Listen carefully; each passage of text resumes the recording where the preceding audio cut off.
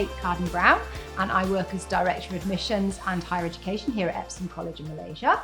And before coming to Malaysia in 2018, I worked for longer than I care to remember, over 25 years, as a head of sixth form in the UK, where many of my students would go on to achieve places at top universities, including Oxford and Cambridge and LSE and various other ones, and America as well.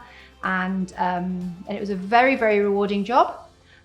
We had a very vibrant sixth form, lots of debating, lots of public speaking, lots of super curricular activities that, like I say, resulted in excellent outcomes in terms of university destinations.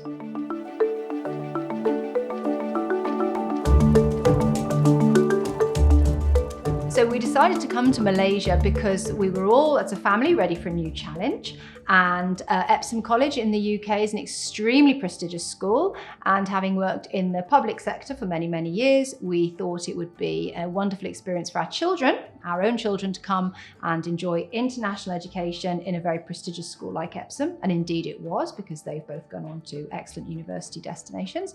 But also for me and my husband also works at Epsom. It's been incredibly rewarding being part of the Epsom family and working in a school that's got such a fantastic ethos and a fantastic vision. We were able to bring what we were delivering in the UK to Malaysia. So at Epsom, we do seek to be inclusive, meaning that if a student has got the right attitude, a can-do attitude, and they're willing to work with us as staff, then we really want to work with them. And just because a student isn't at that time performing academically brilliantly, it doesn't mean that one day they won't. Furthermore, not every student will ever perform academically brilliantly. Not everyone is academically able, but that doesn't mean that they're not going to make a very valuable contribution to society and that they can't be successful in their studies, because you don't have to achieve straight A star grades to go on to a really good university. So how do we support our students? So the first thing is that we go through a selection process and we check their levels of English. Now, a student who joins us who's younger, so the younger the better, really. If a student is younger, their brain is like a sponge. They can really develop their English. Our culture is immersive. Everybody speaks English here. And so they will rapidly progress just by virtue of being part of our school. For older students, it can present more of a challenge, in which case we offer a curriculum that will cater to their needs. So we might offer them fewer GCSE subjects in order to give them more time to focus on their English. But the point is, every child from the point of entry will be put on a program that will enable them as an individual to thrive. So, like I say, younger ones who join us will have probably all options open to them. Older ones, maybe fewer, depending on their skill set. But ultimately, everybody that joins us will be able to get to the next stage in their education. Usually that's university for the vast majority. In Epsom, we take a very holistic approach. So we look at the young person in front of us and we get to know them as an individual and celebrate them as an individual. And we are working towards adulthood. Now, we're not sure what that adulthood is going to entail. Some students will want to be a doctor when they join us, but as they progress through school, they might find they've got a different interest as they experience all of the different subjects, and they meet different teachers who inspire them, and they're open to different opportunities like guest speakers or internships, work placements. So it's a journey.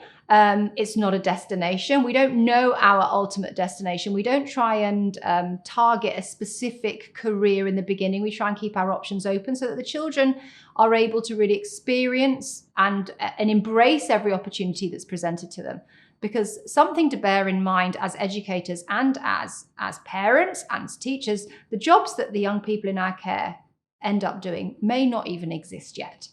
So the most important thing is that they have the best possible education in terms of their academic achievements, their skill set, their interpersonal skill set, because again, having good interpersonal skills is incredibly important and can never be automated. It can never be replaced by a machine. The ability to charm, to engage, to inspire, that human touch will never be replaced. And so that's something that's really, really important to us as a school. And essentially, we give as many opportunities to children as possible.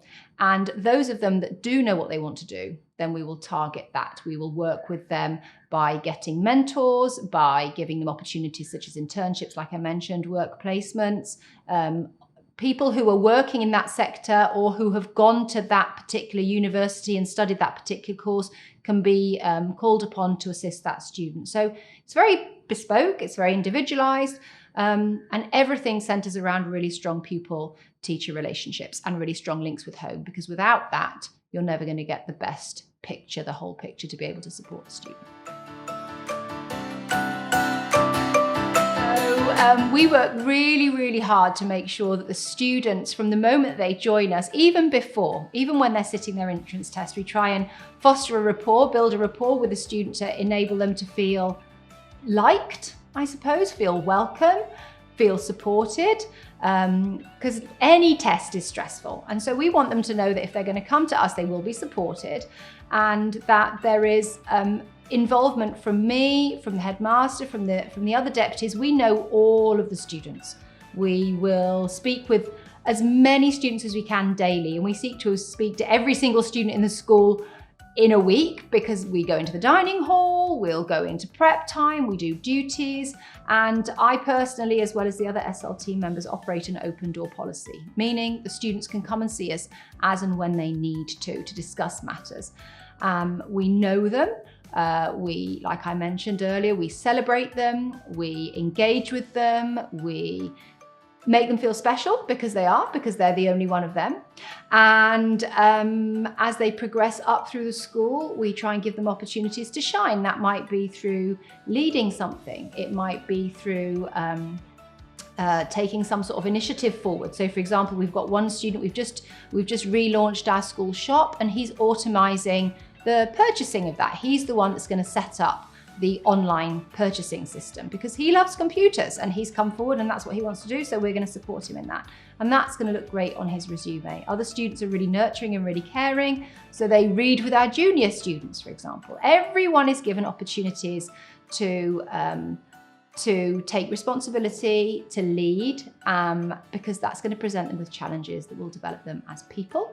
And we try and model the behavior that we want to see in those students, and engage with them and make sure that they feel part of our family. They are cared for, they are loved, because as a boarding school, we have a duty of care to all of our students. They're far from home. Essentially, we are their parents, and we take that incredibly, incredibly seriously. And I would like to say that they would be in very safe hands with us, because I am a mum, and I know that if we have students come to us, I am essentially going to be their mum. I'm going to be one of their mums at school, and I do not take that lightly. That's an incredibly huge responsibility and a privilege, and I will always do my best by any student in my care. Okay, so all children are nervous when they join. It's normal when you start a new school. All young people need to have their confidence built, because naturally all of us feel insecure, all of us feel apprehensive. I don't think anyone ever feels good enough for anything. So it's really important that we build children's confidence, that we catch them doing good, that we celebrate successes, we celebrate them as individuals. When things go wrong, we deal with it. We enable students to find solutions to their problems, to build their resilience. And we establish a culture and foster a culture with a really can-do attitude. One of our sayings is, if you think you can, or if you think you can't, you're probably right. So if you go into a situation believing you can do it, and if you feel you can't do it, put yet on the end of the sentence. I can't do it yet, but I will do it. I will do it if with the right support and the right systems in place, I can do it. Every child with the right attitude can progress to the next step.